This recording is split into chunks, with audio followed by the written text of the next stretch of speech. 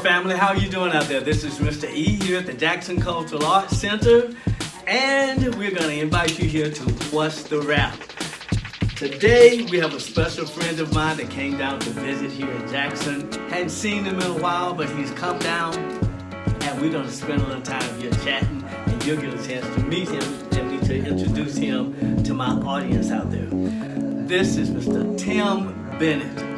He started out here as a member here at the Jackson Cultural Arts Center. He's come through high school and whatever, but he's going to tell you all of that as we talk to him about his past, present, and future. Ladies and gentlemen, Mr. Tim Bennett. How's it going, bro? All right. Okay, now we have this wall here of protection between us because of the COVID. You know, we're dealing with that.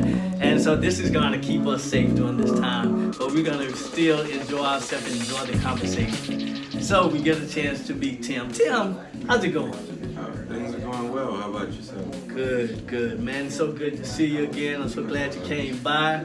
And we have a lot of brothers that come by who have been through our program here, and they come back and tell me about how good they're doing. And it's always good to hear how they're doing years later.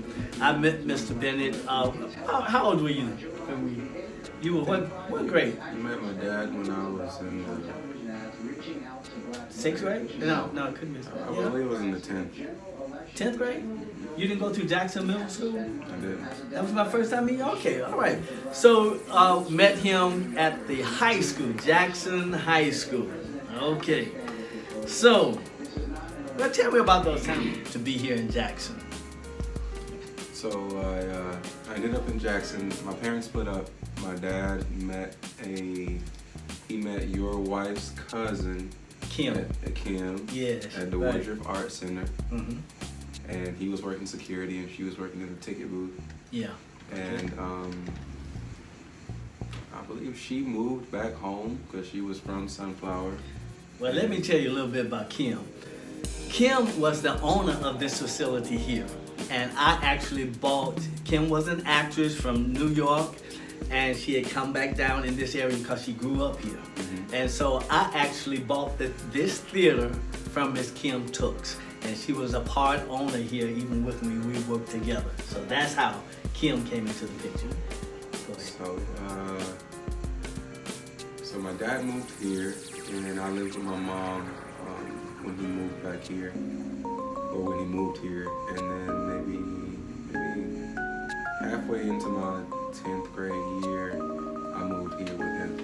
And so he had become established. He established himself. He was working at the apartments over there.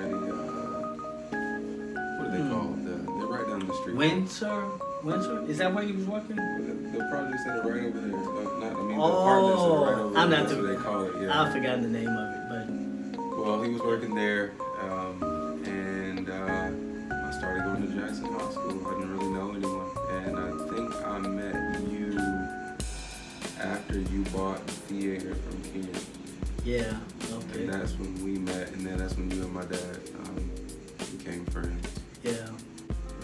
And while Tim was here, I was still in the process of building this place. And I used to teach theater, acting, dance, and all of that. And we had a sound system here.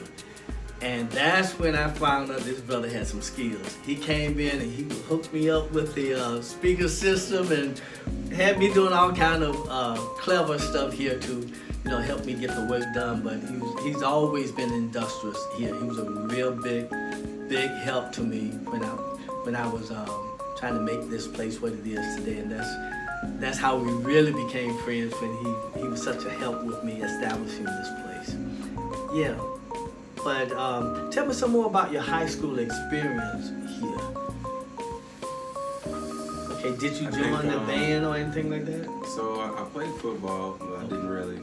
I wasn't any good. I think I was attempting to get into, I guess, certain things that really didn't interest me in order to fit in. Mm-hmm. I think that high school for me wasn't really the best experience. I think Steven's probably the only person I know. I only know about one person from. Oh no, there's another guy as well. He lives in LA. Oh, okay.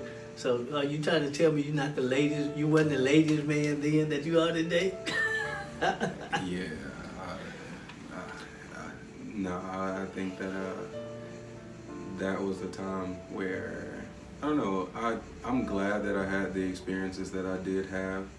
You know, dealing with the things and seeing the things that I have seen, because that kind of allowed me to gain a perspective that I take now into how my life is now, if that makes sense. Like I don't even use the word ugly, because I feel like there's no such thing as ugly.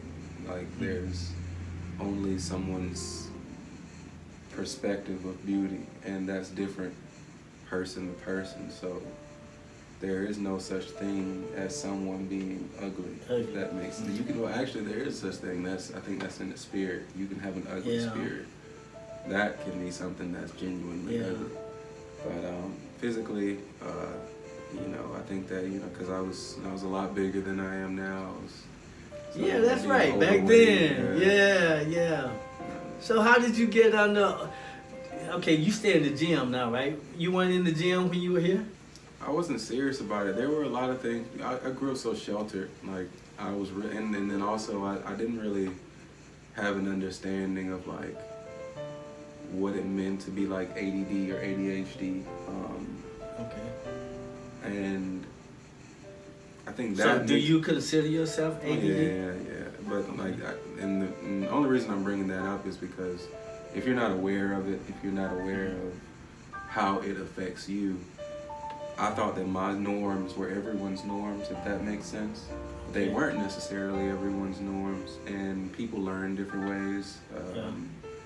There are different ways people approach problem solving. People have different thresholds, and like sitting still is not something that is natural for me.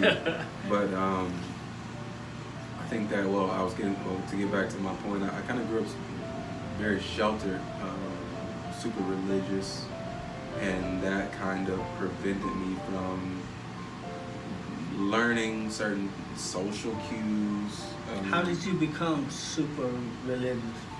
Well, my dad was a minister, and we grew up in the church. Yeah. Give your dad a shout out. What was the name of your dad? Eddie Bennett. Eddie Bennett. Okay. And he's by the way, he's in Africa now. He's experiencing some new life and what have you. But go ahead. So he's working on a contract in Africa. He was very entrepreneurial. I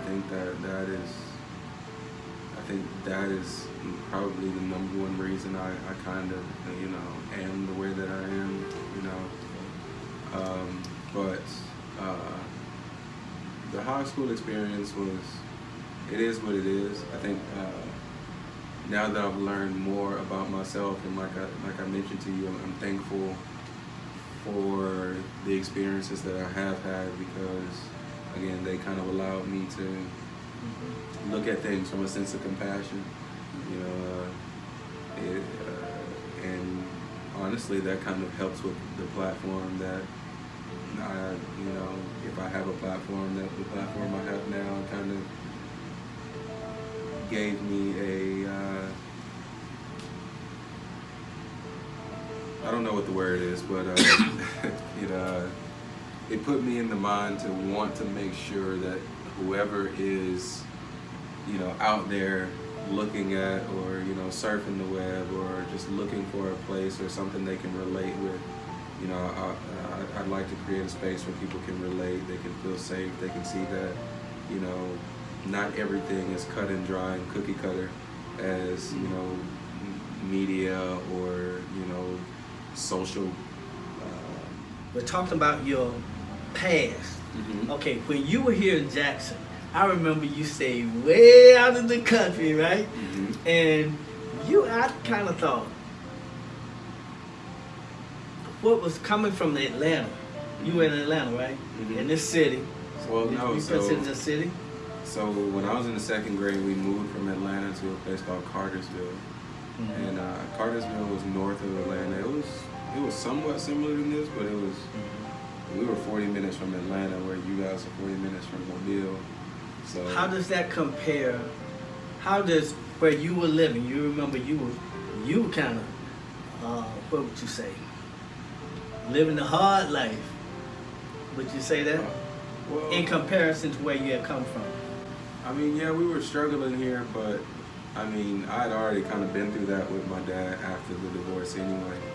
So he was kind of, working on getting himself back on his feet. But then he had my siblings and myself, and he had child support. And, he was also kind of trying to figure out his identity now that he wasn't married. He was getting married at 19. Yeah. You don't know who you are when you got married, and then when you're divorced, you're like, damn, I identified with. I really identified with that. And now who am I?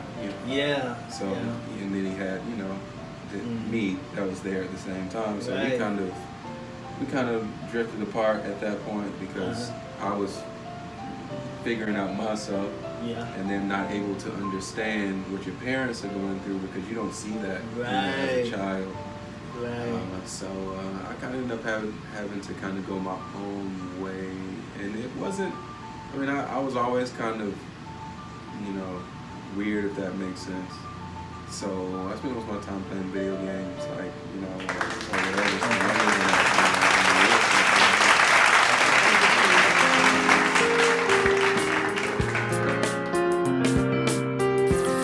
Hello family, this is Mr. E.